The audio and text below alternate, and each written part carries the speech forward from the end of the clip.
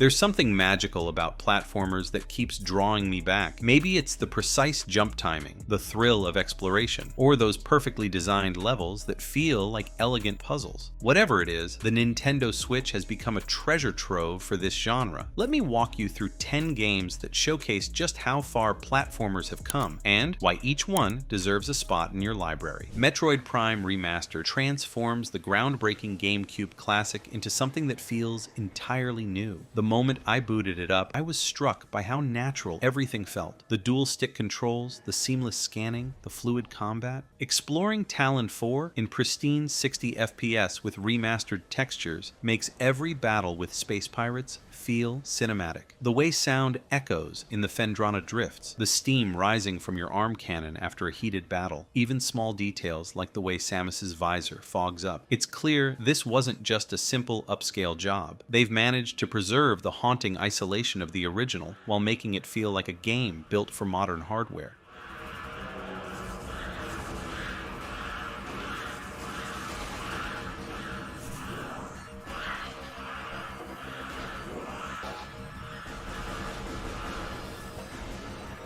Braid Anniversary Edition takes Jonathan Blow's mind-bending classic and elevates it to new heights. Every painted frame now flows with incredible detail, but what really gets me is how the time manipulation mechanics still feel fresh after all these years. Watching enemies march backward as you rewind time, setting up those intricate puzzle solutions where multiple timelines interact. It's like conducting a temporal orchestra. The way each world introduces a new twist on time manipulation keeps you constantly engaged. That moment when you finally understand how to solve the puzzle with the ring and the dinosaur after staring at it for what feels like hours, pure genius.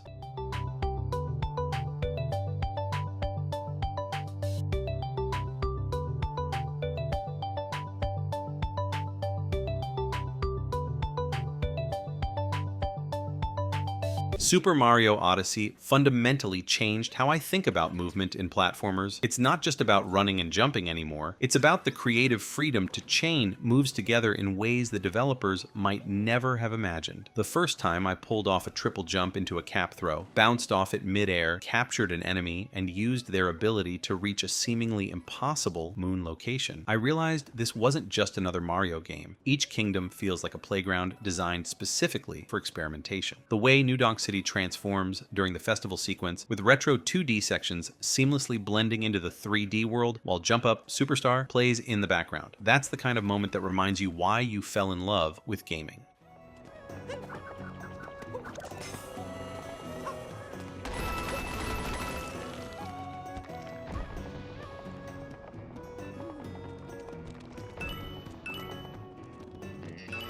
Ori and the Will of the Wisps takes the emotional weight of its predecessor and combines it with some of the most fluid movement mechanics I've ever experienced. The momentum you build while chaining together bursts, grapples, and launches creates this incredible sense of flow. Fighting through the sandstorm and windswept wastes, using gusts of wind to maintain altitude while dodging projectiles, feels like a perfectly choreographed dance. The escape sequences push your skills to the absolute limit, requiring split-second timing and perfect execution. That moment, when you finally master the triple jump into bash into launch combo, it's like unlocking a new language of movement.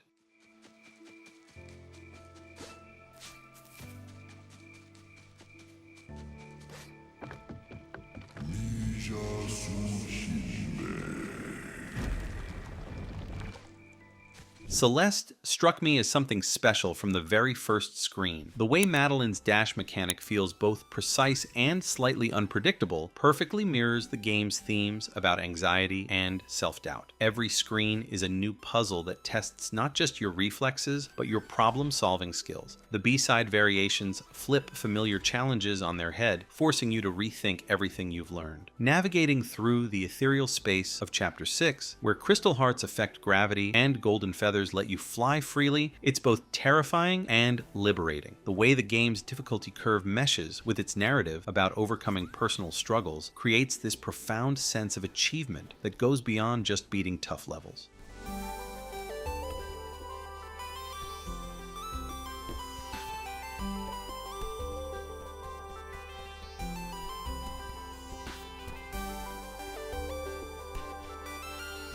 Spelunky 2 embodies controlled chaos in the best possible way. Every run feels like a new story waiting to unfold, where careful planning meets unexpected disaster. The layered level design means you're always discovering new secrets, like how you can use a turkey as an impromptu jetpack, or how bombing through certain walls reveals hidden passages to parallel worlds. The way systems interact creates these emergent moments of both triumph and hilarious failure. That time I managed to steal from a shopkeeper, tame a rock dog, and find a jetpack, only to accidentally anger the ghost and lose everything. That's Spelunky 2 in a nutshell.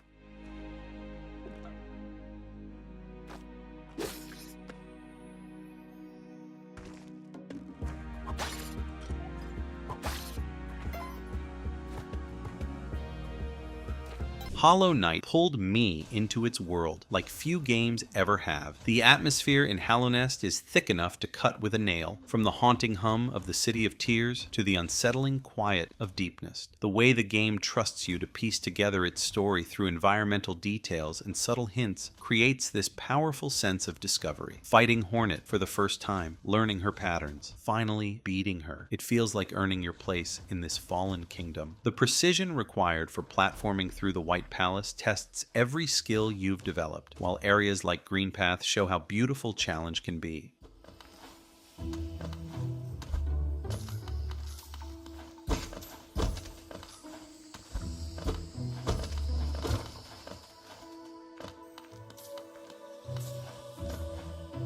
Animal Well defies easy description, creating something that feels entirely unique in the platforming genre. The way it uses light and shadow isn't just for show, it's a core mechanic that keeps you constantly alert. Discovering how different items interact with the environment feels like conducting experiments in a strange dream. The moment you realize that certain creatures respond to sound, or that specific plants only bloom under certain conditions, it transforms the whole experience into something deeper than just getting from point A to point B.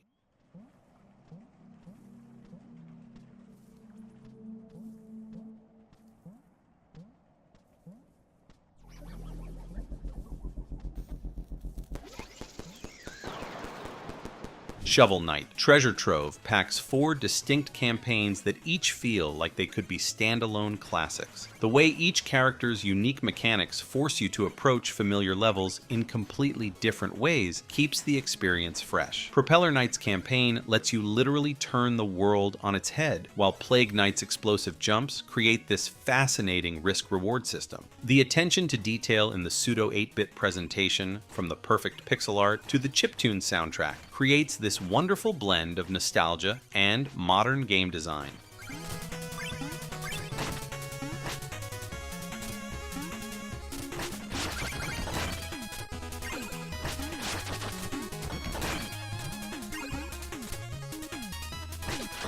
Neva proves that sometimes less is more in platformer design. The minimalist art style emphasizes the fluidity of movement, creating this almost hypnotic state as you chain together perfect runs. The way momentum carries through each jump and dash feels natural, yet precise, letting you focus entirely on the rhythm of movement. Mastering the timing of wall jumps into air dashes, finding the perfect line through a complex sequence of obstacles. It creates these moments of pure flow where everything else falls away.